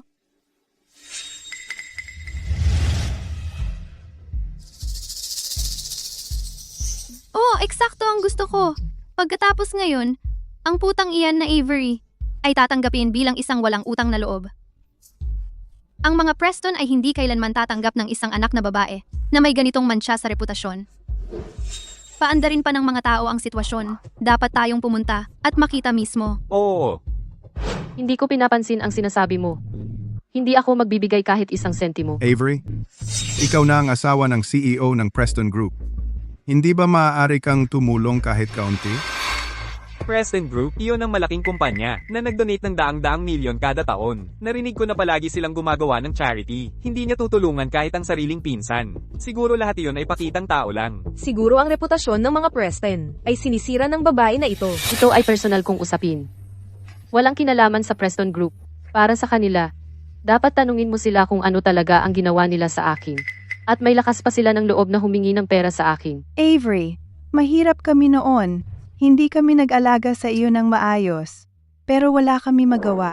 Tama, walang magawa. Rachel, palagi mo tinatanong ako kung bakit hindi ko maalala ang anuman bago ako mag-11.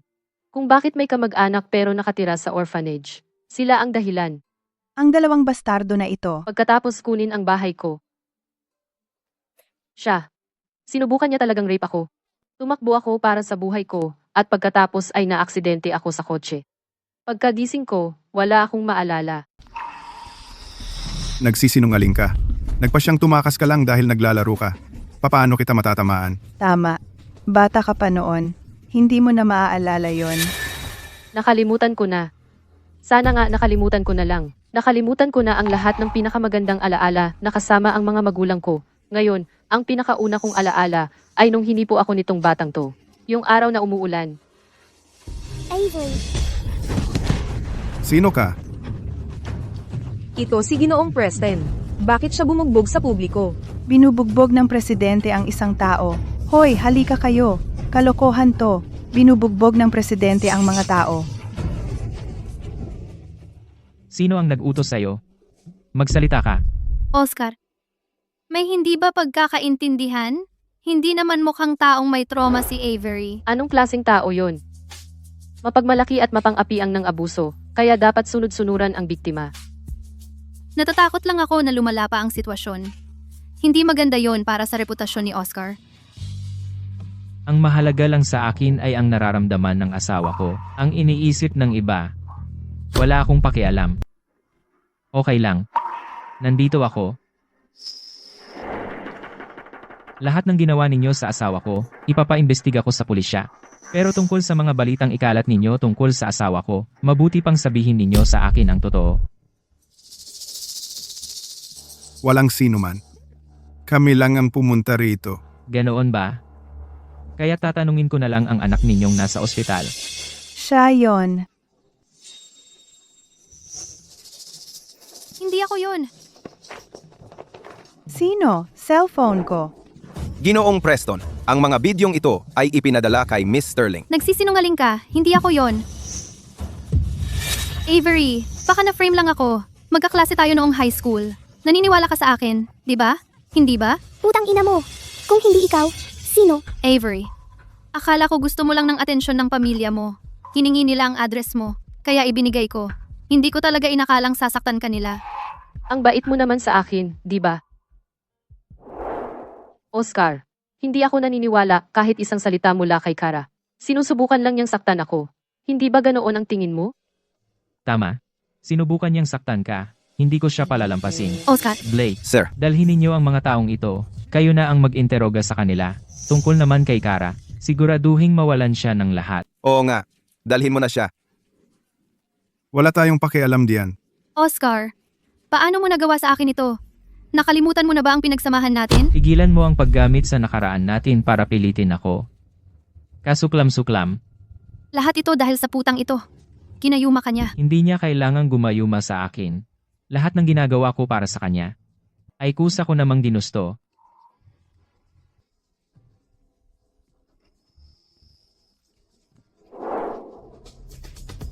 Huwag mo nang ipakita sa akin ang pekeng mukha mo.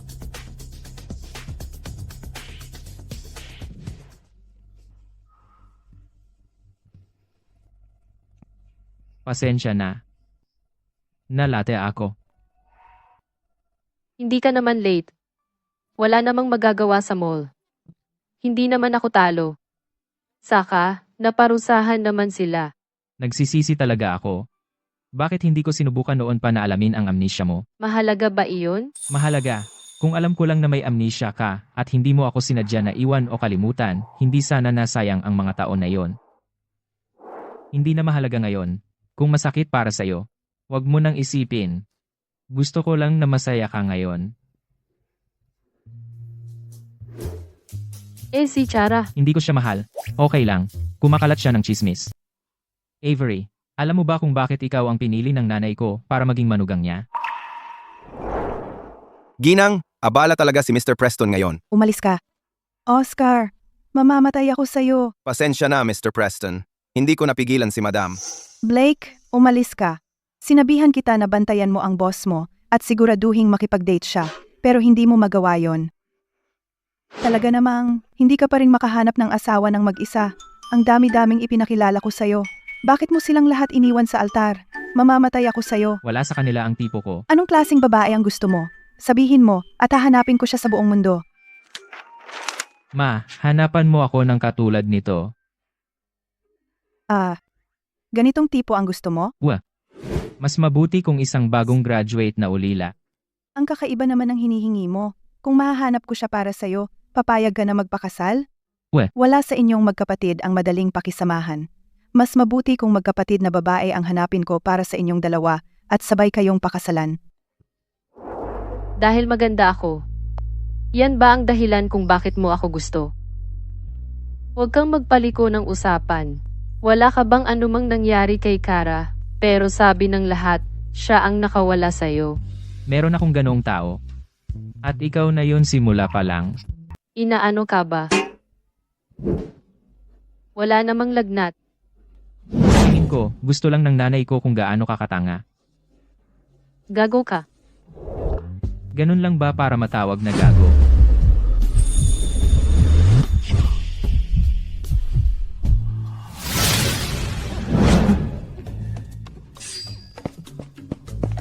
Ganun ba ako kasuklam-suklam sa'yo? Hoy, ayos ka lang ba? Umalis ka. Anong problema? Ayaw kitang makita. Tingnan mo, ano ba ang may problema sa'yo? Dalhin kita sa doktor. Ayoko. Ano ba talaga ang mga sintomas na to? Ang moody mo. Parang buntis ka. Ano naman ang masama kung buntis? Mahirap talaga ang mabuntis, alam mo. Anong karapatan mo para sabihin yan? Hindi ko sinasabing masama ang mabuntis. Ang ibig kong sabihin, Ako, umalis ka na lang. akala mo aalis ako dahil lang sinabi mo. Paalam. Sige, huwag kang lalapit sa akin pagkatapos.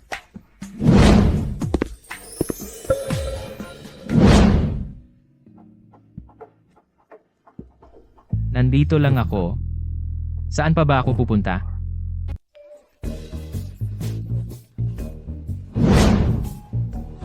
Akala ko natural na. Immune ako sa morning sickness. Tingnan mo ngayon. Paano mo ito itatago sa asawa mo? Tingnan mo.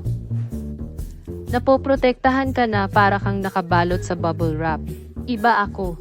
Ako. Pwedeng kumain ng spicy hot pot mamaya. Walang pumipigil sa akin. Taxi, G. Preston, narito na po ang pinakabagong jewelry catalog na hiniling ninyo. Mabuti.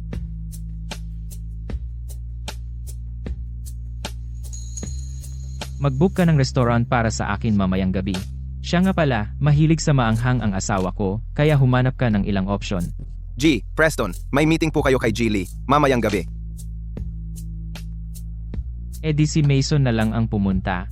Wala po sa opisina ang Vice President. Ganun ba?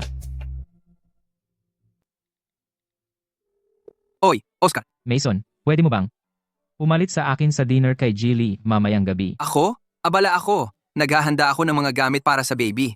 May pupuntahan akong bagong dad bootcamp mamayang gabi. Ah, ganun ba? Hindi ka pa ba nagsisimulang maghanda?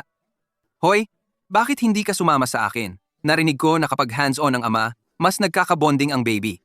Sa kanya, Hindi pa kami ganoon. Hoy, huwag kang magsabi ng kahit ano. Sa harap ni Avery. Oscar, wag mong sabihin sa akin na hindi mo pa alam na buntis siya.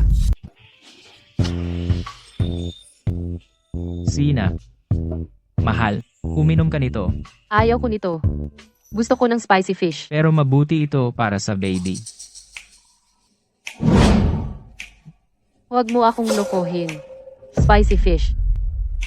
Si.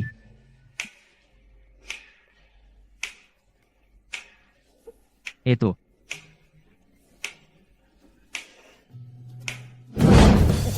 Hoy. Sige na. Uminom ka ng tubig. Tapos na ako dito. Eddie, dalhin kita sa isang lugar. Tara na.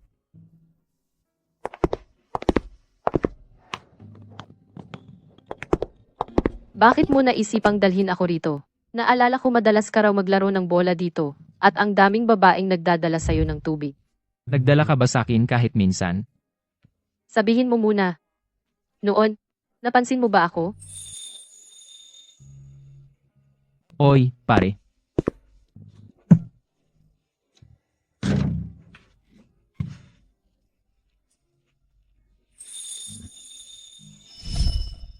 Avery, kung pupunta ka lang dito, papatawarin kita sa pagkalimot mo sa akin.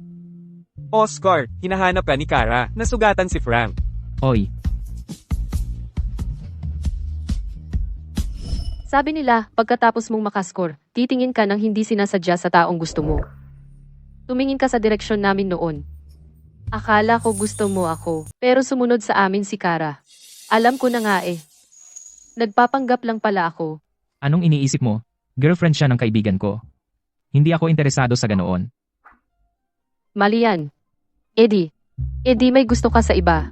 Sa isang taong hindi ko kilala. Oo. May gusto ako sa isang bulag. Bulag? Eksakto.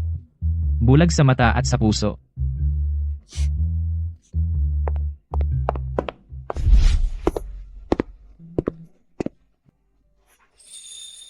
Nakapunta ka na rito dati. Oo, noong nagpa-part-time ako sa kolehiyo, kapag gabi na akong nakakauwi, diyan ako umuupo at kumakain ng instant noodles. Ang bait ng may-ari. Lagi niya akong tinatabihan ng mainit na tubig.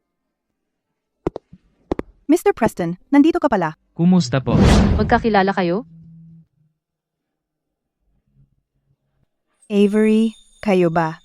Magkasama na ba kayo? Asawa ko. Ayos, ayos. Ang galing naman. Lagi ko ngang iniisip kung bakit ba ako tinulungan ni Mr. Preston na patakbuhin ang tindahang ito. Kaya pala, Ma'am, sige po, magtrabaho na po kayo. Mag-iikot lang kami. si.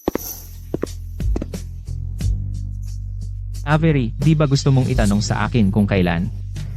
Kita unang napansin. Dito? Tumigil ka, manyak ka. Kumuha ka ng litrato sa ilalim ng palda, tatawag ako ng pulis sa'yo. Ang tapang talaga niya. Kung may magpapakasal sa kya, hindi nila magagawa ng masama sa kanya. Alam mo na pala ako noon pa. Eddie, bakit hindi mo alam kung anong klaseng personalidad ang meron ako? Sayang ang 3 buwan kong pagpapanggap. Wow, ikaw. Ginago mo lang pala ako sa buong panahon na to. Ako pala ang tanga dito. Binigyan kita ng maraming pagkakataon para magsabi ng totoo. Ikaw ang pumili na magsinungaling. Ngayon, bibigyan din kita ng pagkakataon. Mayroon ka pa bang kailangang aminin sa akin? Ako. Mrs. Preston, nasabi ko na sa'yo. Lahat ng aking mga lihim.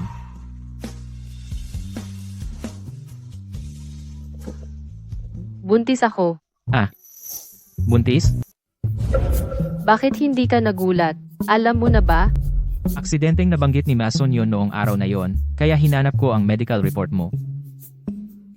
At nagpanggap ka pa rin para lokohin ako. Si. Avery, may isa pa akong sikreto. Nasasabihin sa'yo. Mahal kita. Mahal kita. Mas matagal pa sa alam mo. At mas malalim. Pa sa naaalala mo. Mahal na mahal kita. Nakakapangimi. Avery. Wag mo na akong lokohin ulit, ha?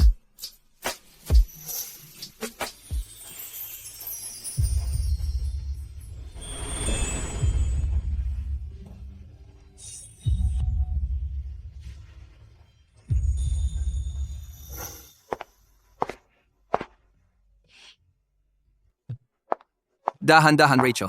Ang peanut brittle na to. Amoy na amoy ko pa lang sa malayo. Gutom na ko. Heto, tikman mo. Mabango nga, no? Pero hindi ganun kaswerte si Oscar, no? Allergic siya sa mani. Eh bakit kinain niya ang peanut brittle na ginawa ko para sa kanya? Ano ba naman yung kaunting sakripisyo para sa pag-ibig? Isipin mo, malaking bagay tulad ng company anniversary na eksaktong kapareho ng araw ng birthday ni Avery. Coincidence lang ba talaga yon? Hindi ba? Hindi ba't harap-harapan naman ang pagpili sa buong kumpanya? Pakiusap, sa 365 na araw sa isang taon, ano ba ang tsansa? Sasabihin ko sa'yo, dahil lahat ng petsa sa kahon pinalitan ng March 6, ang birthday ni Avery. Anong pinagsasasabi mo? Kumakain ng peanut brittle. Gusto mo? Kinakain mo yan kahit may peanut allergy ka. Parang hindi naman ito lason. Ang hopeless romantic mo talaga. Wala ka ng pag-asa. Tingnan mo kung paano tratuhin ni Oscar si Avery. Hindi tulad mo. Ang tanga-tanga mo talaga. Oh, sige na, honey. Ginoong Preston, narito na ang alahas. Wow! Ito ang Wings of Emerald. May bumili nito sa isang auction sa halagang 100 milyon kamakailan. Kaya si Oscar nga pala.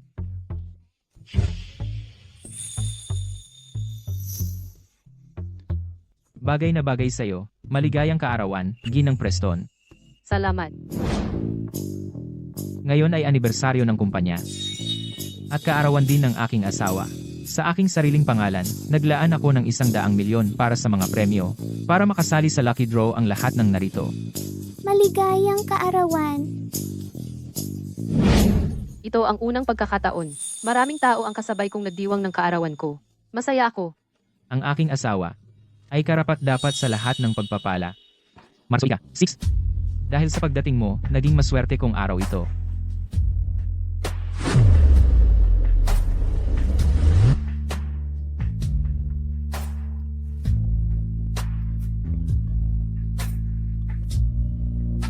Tingnan mo kung gaano kaganda ang kuha ko sa'yo at ng asawa mo. Sabihin mo sa akin, ano ang gusto mo? Alam mo naman ako. Tara na. May mga top model daw na dumating sa clubhouse. Tara, tingnan natin. Saan ka pupunta? Wala lang. Tara na.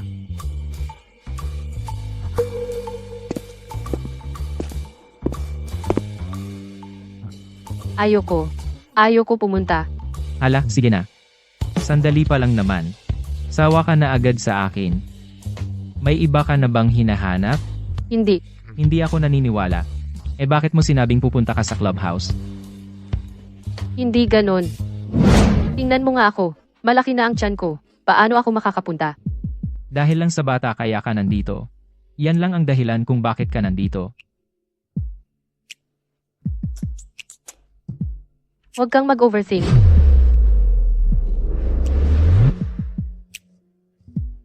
Oscar, pasensya. Hindi na kagaya ng dati ang mata ko. Wala na akong makita. Magpatuloy kayo. Oscar, delikado ang panahon ngayon. Huwag kang magpadalos-dalos.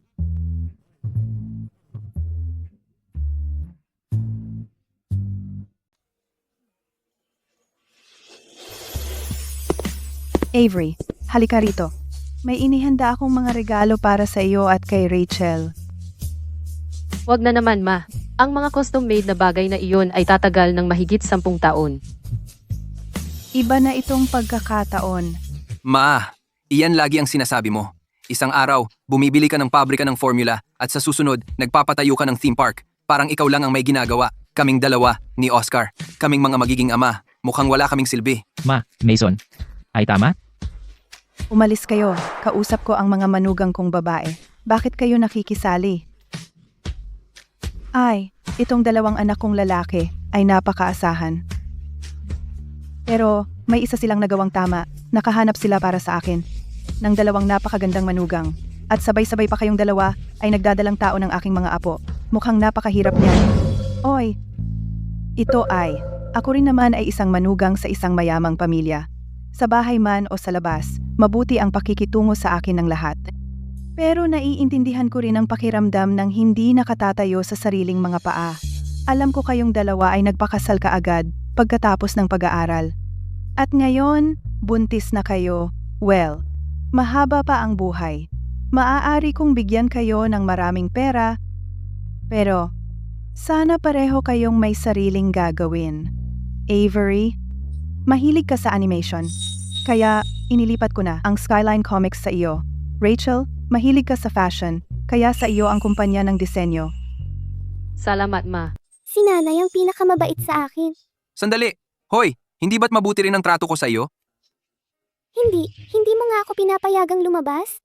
Kayo na ang humusga. Gusto niyang pumunta sa clubhouse ngayon din. Pwede ba siyang pumunta doon sa kalagayan niya? Ano naman yun? Kung hindi ako pupunta ngayon, dapat bang maghintay ako hanggang may hawak akong sanggol? Eksakto. Si Avery lang ang nakakaintindi sa akin. Sandali! Oscar, Avery, pwede mo bang kausapin siya ng may katwiran? Ang motto ng pamilyang Preston ay ang asawa ang boss. Ano man ang sabihin ng ginang ay tama. Eksakto.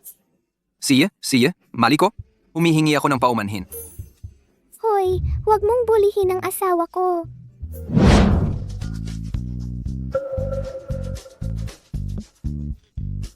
Mahal, okay ka lang ba? Masakit ang tiyan ko. Manganganak na siya. Oh, mahal! Masakit din ang tiyan ko. Steward, ihanda mo ang kotse. Manganganak na ang manugang ko. Aling manugang? Pareho silang manganganak. Bilisan mo,